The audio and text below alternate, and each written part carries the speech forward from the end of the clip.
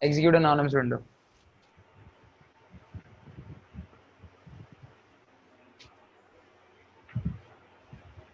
Right, and below that write down to execute a batch job. This is the code that we have to write down. To execute a batch job, this is the code that we have to write down.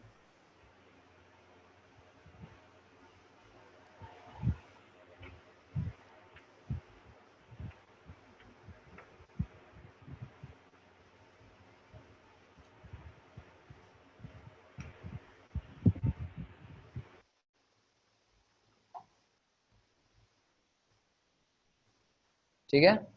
Okay. To execute a batch job, this is the code that we have to write down, and write down this.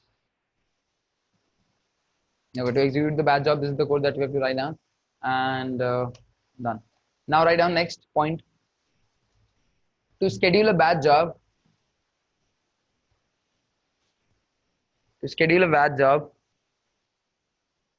we need to implement.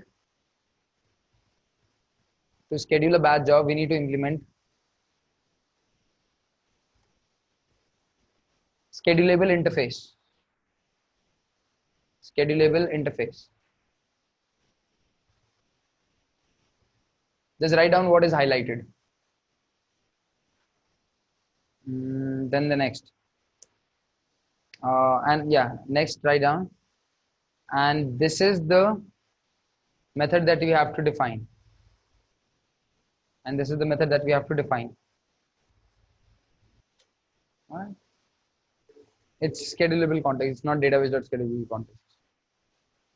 Over there, there was a database.batchable class, but batchable interface, and the schedulable interface was just schedulable. It's system dot. Now to schedule it. Next, write down. Now to schedule it,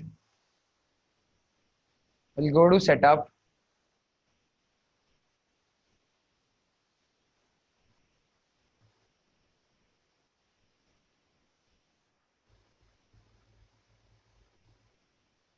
We'll go to setup, then Apex classes, then we're going to schedule Apex. And then we're going to select the like batch job or batch class that we want to execute and the frequency, and then we're just going to save it and it will be executed accordingly.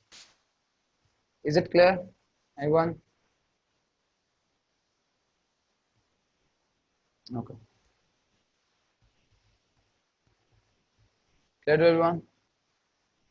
Any questions related to batch Apex or batch jobs? Batch size 2000. Even if you write down 5000, it cannot be more than 2000.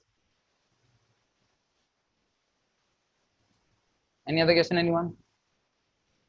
From anyone from the chat related to any question related to batch Apex? I think there are a lot of them. How does records that we get in start method get passed to the list of execute method? That happens internally, Shubhendu. Like these methods, this database.query locator, which we pass by this, passes the chunks automatically to this method again and again. This is what happens. This happens internally. Shubhendu, please mute your mic. I think it's getting recorded. In the last class in which we were unable to record the video, I think that on that day as well, like there was a problem. Please mute your mic, guys. All of the participants, please mute your mic so that like yeah, I mean, no recording. I mean, your recording should not be recorded into the video. Otherwise, other participants will have problem in understanding. Let me see. It is Vijay Singh. What do you want?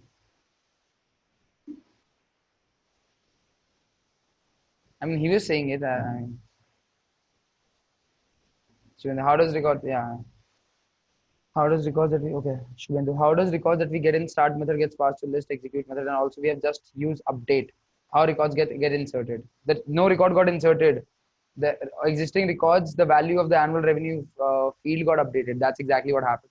No record got inserted over there. Like where exactly you're talking about? In execute method, we've used update statement, and it is provided a chunk. There's no limit on maximum number of records that can be fetched by start method, because this we're passing a query over there, and this query will automatically take care of that how many records I should get from the database at once. It will get in batches only, no? Good question. So I'm not using the update statement inside the loop. I'm using update statement only once for the list. So all of those 2000 records are there in the list, and I'm calling this DML statement only once. 2000. Agree. Execute the update once. Yes. So there are new governor limits for every time the execute method gets executed. All right.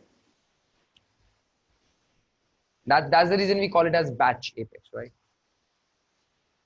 Imagine, like, currently we are only executing one DML statement. Imagine we are we are executing 100 DML statements over there.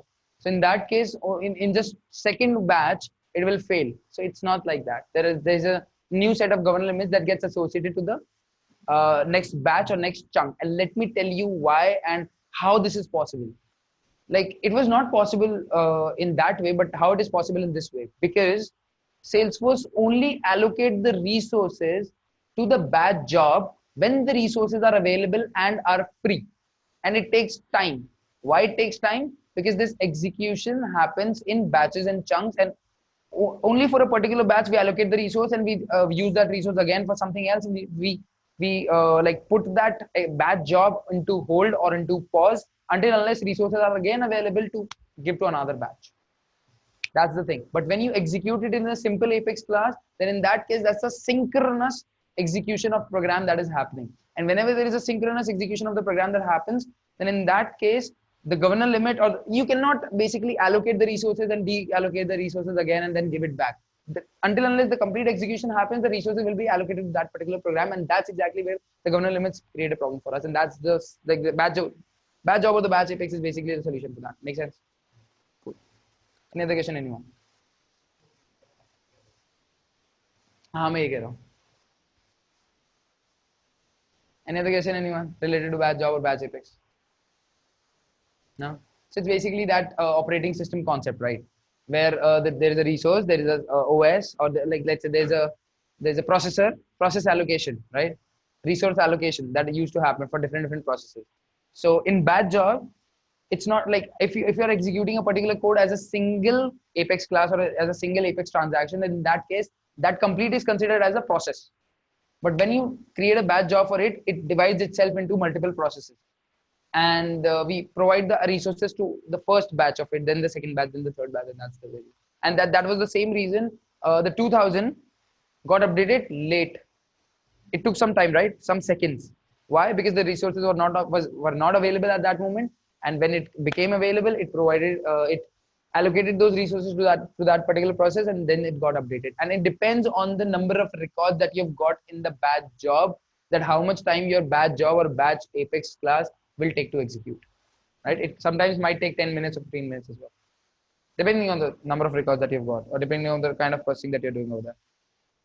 2000, yes, I think 2000 is the maximum size of the batch, but I'm again saying that you need to verify it, because these keeps on changing from release to release. So that's what it is.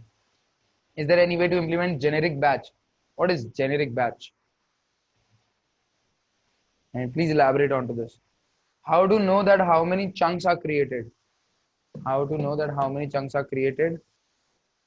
Just create a counter and increment it again and again. The execute method gets executed, and at the end, just print the value of the counter in the debug statement. Then you'll get to know how many chunks are getting created.